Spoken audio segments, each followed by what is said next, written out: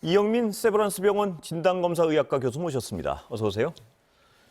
어제 오늘 다 600명대인데요. 이게 대규모 또 확산으로 번지는 거 아니냐는 우려 나오고 있는데 어떻게 보세요? 이 추세를?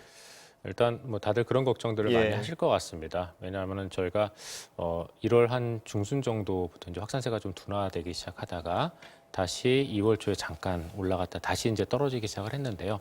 이러한 그 감소세가 이제는 완연히 둔화가 되면서 오히려 증가하는 양상으로 바뀌었거든요. 그러니까 이제 그런 그 부분들을 많이 걱정하실 것 같은데 문제는 지금 나오고 있는 감염들이 이제 대규모 집단 감염의 영향이 분명히 있거든요. 근데 그런 부분들을 제외한다 하더라도 지금 이제 하루에 나오고 있는 그 확진자 숫자들이 최소한 한 300~400명 정도는 되고 그다음에 이런 확진자들의 분포가 좀 다양한 것을 봤을 때 분명히 지금 나오고 있는 이 확진자들의 추세는 위험한 수준인 건 맞습니다. 더더군다나 저희가 지금 확진자의 추세는 지난 설 연휴 동안의 이동은 반영되지 않은 거거든요. 그게 왜 중요하냐면은 지난 설 연휴 동안 11일부터 14일까지 코로나19 검사 건수를 보시면은 그 전주의 동 기간에 비해서 거의 절반 정도로 감소를 했거든요. 근데 그럼에도 불구하고 확진자 숫자는 전혀 줄지 않았습니다. 자, 교수님. 이 감염 재생산 지수가 1을 다시 넘어서 2월 잠시 뒤면 뭐 2,000명 하루 이런 분석도 있던데 그 분석이 어떻게 현실성이 있는 건가요? 어떻습니까? 예, 어느 정도 가능성이 있다고 생각을 하는데요. 그 이유가 이제 조금 전에 말씀드려서 저희가 먼저지만 일단 그 코로나19 확진자가 충분히 줄지 않은 상황에서 저희가 설 명절을 맞이했고 그 기간 동안에 아마 전국적인 확산이 일부 일어났을 가능성이 있습니다. 그리고 또 지금 발생하고 있었던 집단 감염이 그 건수 하나하나가 설 연휴 전부터 있었던 감염들로 생각이 되거든요. 그런데 설 연휴 기간 동안 이 집단 감염과 관련돼 있던 사람들이 서울이나 전국적인 방문을 했던 정황들이 지금 발견이 되고 있습니다. 그래서 이런 여러 가지를 고려했을 때 지금 현재 코로나19 감염은 증가세로 돌아선 거는 어느 정도는 맞아 보이고요. 만약에 이 증가세를 저희가 그대로 뒀을 경우 그때는 저희가 11월 초에 100명 정도 발생했을 때 1000명까지 올라가는데 한 달 반이 걸렸거든요. 근데 지금은 베이스라인이 300에서 500명입니다. 한 2, 3주만 지나도 다시 1000명으로 돌아갈 수가 있는 상황입니다. 좀 심각한 상황 같은데요. 이런 어떤 상황 때문에 지금 사회적 거리두기 너무 일찍 푸는 거 아니냐, 뭐 이런 비판도 나오는데 어떻게 보세요, 교수님은? 저도 그 부분에는 동의를 하고요. 왜냐하면 이제 여러 가지 경제적인 측면들 때문에 사회적 거리두기를 완화할 필요성을 정부는 충분히 느꼈다고 생각을 합니다. 왜냐하면은 지금 당장 굶어 죽게 생겼는데 사회적 거리두기를 하라라고 저희가 강요할 수는 없거든요. 근데 거기에 대한 경제적 보상이나 이런 것들이 없는 상황에서 방역을 유지할 수는 없기 때문에 아마 그런 부분들이 부담으로 작용했을 거라고 생각은 하지만 말씀드렸던 여러 가지 사항들 이미 설 전에 또 충분한 그 코로나19 확진자들이 발생을 하고 있었고 그러면서 이미 설 연휴 이전부터 이동량이 증가하기 시작을 했었거든요. 그런 상황에서 사회적 거리두기를 설 연휴 끝나는 시점으로 바로 완화하기 시작을 한 거는 설 연휴 동안에 있었을 코로나19의 어떤 전파를 고려하지 않은 상황에서 푼 것이기 때문에 제가 보기엔 조금 일러지 않았나 싶습니다. 왜냐하면 또 이 사회적 거리두기라는 거는 5천만 명의 생활 습관을 바꾸는 것들이거든요. 근데 이게 한두 명, 뭐 10명, 20명이면 쉽게 바뀌겠지만 5천만 명의 생활 패턴 자체를 바꾸는 건 쉽지가 않기 때문에 가급적이면 일관성 있게 가져가는 게 좋거든요. 그러니까 그런 측면에서 본다면 약간 좀 빨랐다고 생각합니다. 그래서 지금 이 상황에서 다시 올려야 된다는 일부의 어떤 주장도 있는 것 같은데 어떻게 보세요, 그 부분은? 저도 올리는 게 맞다고 생각은 하는데요. 근데 이제 하루 이틀 만에 올리기에는 지금은 조금 아직 그 설 연휴 동안의 근거들, 그러니까 얼마나 퍼졌는지에 대한 데이터들은 나오지 않은 상황이거든요.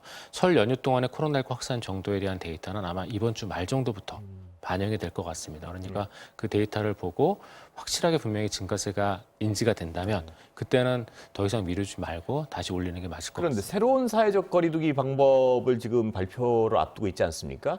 그 지금 상황에서도 그 새로운 사회적 거리두기의 형태로 바꿔도 될까요? 어떻습니까?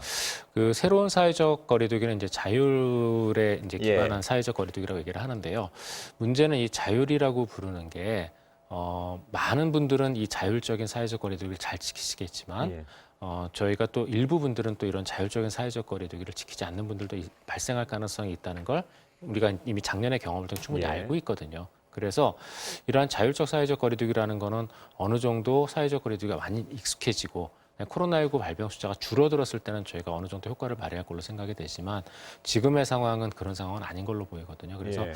이 자율적 사회적 거리두기가 어떤 걸로 구성되는지는 좀 더 살펴봐야 되겠지만 제가 보기에는 당분간은 전반적으로 개인 간의 이동을 축소시키고 그다음에 코로나19 확산을 방지하는 쪽으로 방향을 잡는 게 맞을 것 같습니다. 주말까지 상황을 좀 예의주시해야겠군요. 그때 어떤 감염자 수나 어떤 상황을 보고 그다음에 다시 새로운 사회적 거리두기를 실시할지 아니면 혹은 또 격상시킬지 이걸 다 주말 상황을 봐야겠군요. 예, 맞습니다. 예. 백신 얘기 좀 여쭤보겠습니다. 지금 우려스러운 게 그 남아공 백신에 대한 화이자 경우엔 발표가 났는데 3분의 2의 항체가 덜 생긴다는 얘기죠. 그렇게 해석할 수 있는 건가요? 더 항체가 덜 생긴다라기보다는요.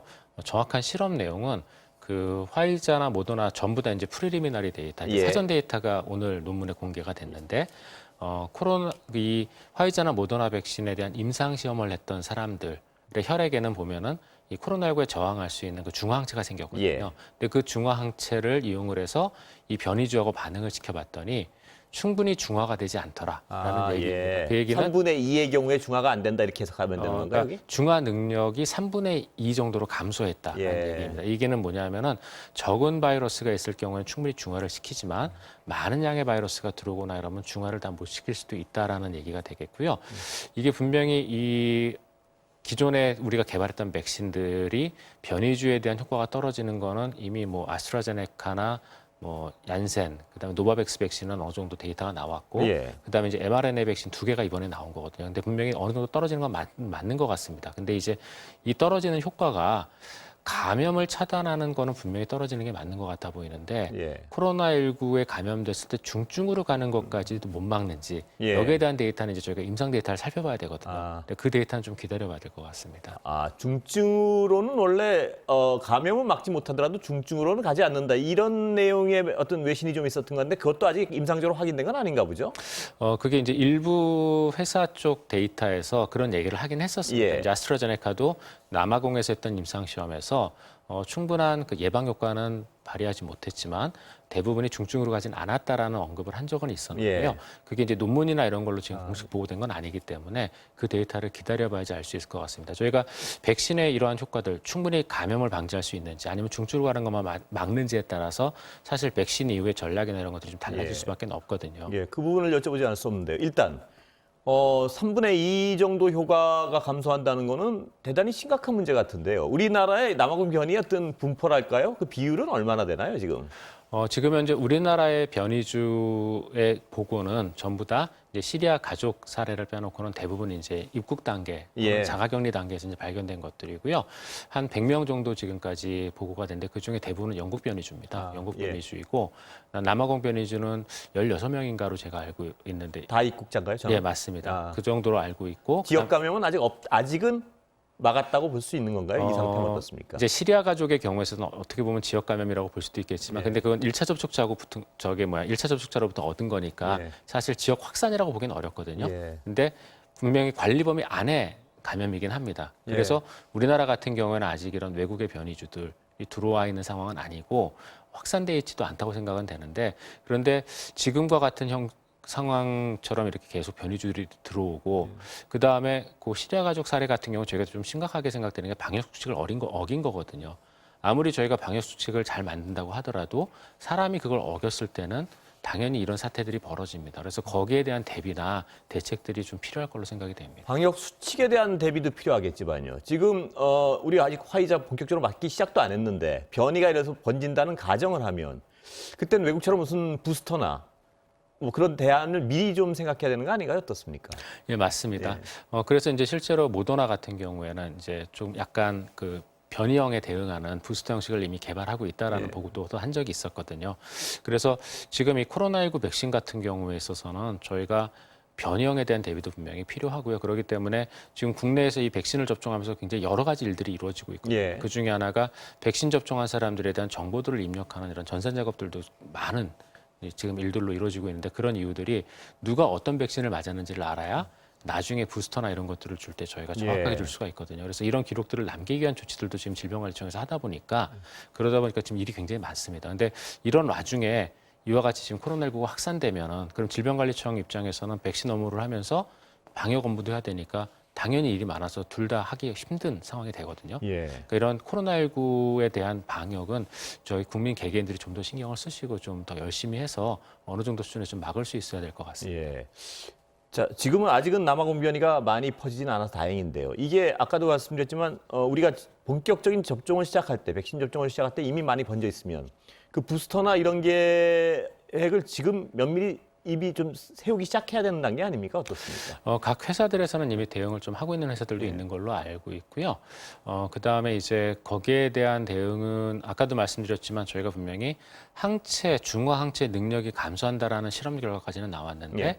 이게 분명히 그러니까 예방 능력을 떨어뜨릴 가능성은 높습니다. 하지만 중화항체에 의해서 이미 중화는 어느 정도 되거든요. 예. 그 얘기는 아마도 중증 감염으로 가는 거는 상당 부분 차단할 수도 있을 걸로 생각이 되거든요. 예. 그렇다면은 저희가 코로나19의 감염 전파까지는 안 가겠지만 더 이상의 중증 환자로 인한 피해는 충분히 막을 수 있는 정도까지만 되더라도 저희가 어느 정도 관리가 가능하기 때문에 그런 임상 결과를 좀 기다려봐야 될 것 같습니다. 예. 시간은 다 된 마지막 질문 하나 드리겠습니다. 어제 과기부 장관이 발표한 그 3분짜리 키트, 그건 어느 정도의 어떤 판별력을 가지고 있고 언제 도입 가능한 건가요? 굉장히 딱 듣기만 하면 굉장히 획기적인데 저거만 되면은 이래서 자영업자들도 검사해보고 3분 후에 안 나오면 들여보내고 자유롭게 생활하게 하고. 근데 그게 가능한 얘기입니까? 어떻습니까? 그런 방법이 굉장히 필요한데요. 예. 근데 저희 이제 진단 검사를 전공한 사람 입장으로서 예. 말씀을 드리면 작년에 그런 키트의 개발 소식을 굉장히 많이 들었습니다. 근데 예. 실제로 들어온 건 없는데요.